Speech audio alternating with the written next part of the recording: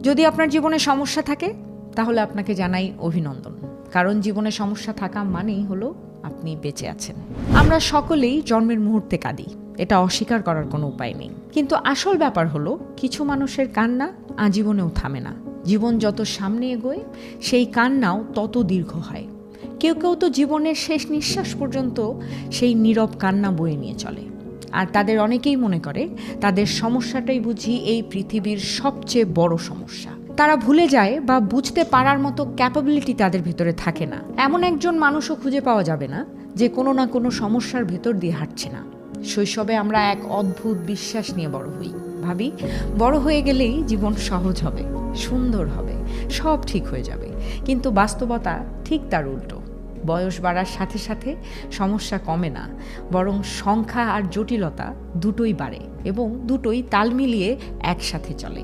শুধু পার্থক্য